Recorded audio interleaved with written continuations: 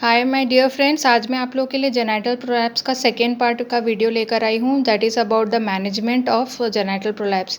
मैं आशा करती हूँ कि आप लोगों ने जो फर्स्ट पार्ट ऑलरेडी देख लिया है, जिसमें मैंने डेफिनेशन, क्लिनिकल टाइप्स और डिग्रीज ऑफ यूट्राइन प्रोलैप्स के बारे में डिस्कस किया था। Also I discussed about aetiological factor, clinical features, that is symptoms and sign of this disease. Now today I am going to discuss about the management of genital prolapse. तो किसी भी disease condition में हमको पहले, अगर management prevention possible है तो prevention के बारे में पेशेंट को एजुकेट करना चाहिए। तो सबसे पहला जो है वो है good antenatal and intranatal care. मैंने एटियोलॉजी डिस्कस करते टाइम बताया था कि अगर पेशेंट का डिलीवरी के टाइम पे प्रॉपर मैनेजमेंट नहीं होता है तो जो यूट्रस के सपोर्ट्स है वो डैमेज हो सकते हैं और उस वजह से प्रोलैप्स हो सकता है। तो एंटीनेटल पीरियड्स में अगर प्रॉपर मैनेजमेंट किया जाए, केयर दिया जाए, तो हम हाई रिस्क केस को आइडेंटिफाई कर सकते हैं कि जिनमें ऑब्स्ट्रक्टेड लेबर होने के चांसेस है, एंड उसका हम प्रॉपर इंट्रानेटल केयर प्लान कर सकते हैं। So this is very important. Another thing is restriction of number of children to 1 to 2। That also I explain कि जो ग्रैंड मल्टीपैरा होते हैं, जिन्होंने बहुत सारे बच्चों को जन्म दिया है, तो उनमें भी जो यूट्रस के सपोर्ट है वो वीक हो जाते हैं और प्रोलैप्स हो सकता है। Then next thing is postpartum physiotherapy of perineal muscle.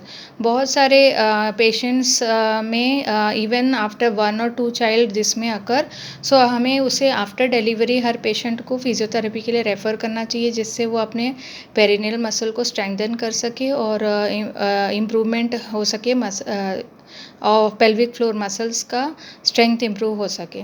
Then अगर एक बार हो जाता है जेनाइटल प्रोलैप्स या यूट्राइन प्रोलैप्स, तो उसके लिए हमें फिर सर्जरी ही करना पड़ता है। There is no medical management possible. So there are different type of surgery which I am going to discuss here.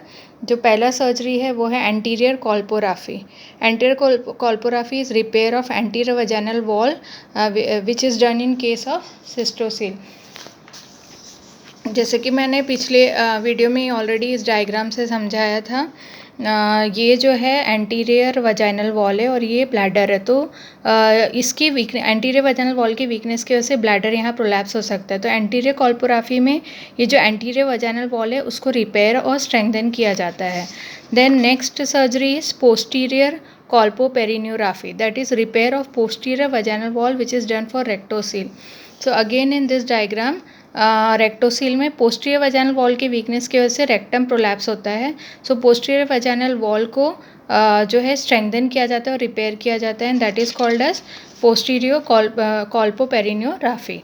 Then next surgery is Fothergill's Manchester operation, that is repair of supports of uterus with preservation of uterus in case of women below 30 years, and TL is also done to prevent pregnancy. तो अगर women young है और she has already completed her family but she is young, तो ऐसे patient में हम hysterectomy नहीं करते हैं। We will do a surgery, this surgery, जिसमें हम रिपेयर सपोर्ट्स ऑफ यूट्रस को रिपेयर करते हैं और uterus is not remove, that is hysterectomy is not done. उसी के साथ पेशेंट का TL यानी ट्यूबल लाइगेशन भी कर दिया जाता है, and she is advise not to get pregnant in future. Then next surgery is Lee Ford's operation which is not done nowadays. ये पहले अभी क्यों, because it was mentioned in book I have written it, but ये आजकल practice नहीं होता।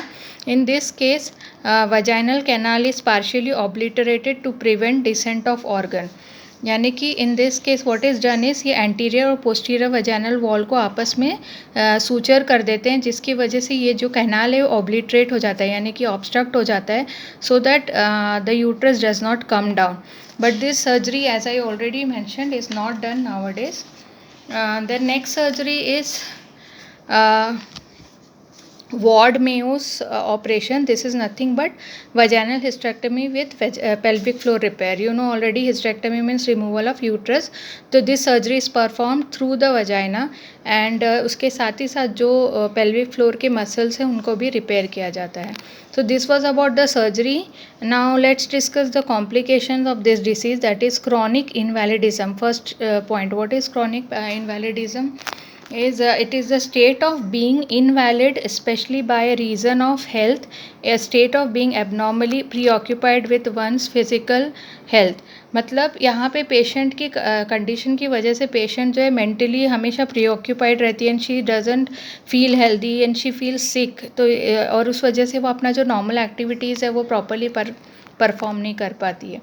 जो दूसरा प्रॉब्लम हो सकता है, कॉम्प्लिकेशन हो सकता है इस पेशेंट में है, वो है chronic retention of urine which may also lead to cystitis. As I told in cystocele, वहाँ पे रिटेंशन ऑफ यूरिन होने की वजह से कंटिन्यूसली पेशेंट को सिस्टाइटिस यानी यूटीआई हो सकता है।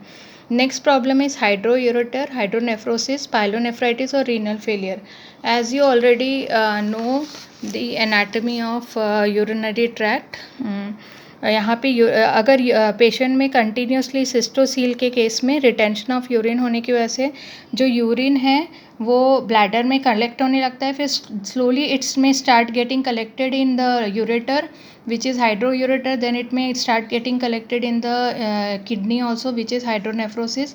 और अगर हमने इस कंडीशन को जल्दी से जल्दी करेक्ट नहीं किया then patient may land up with failure of kidney।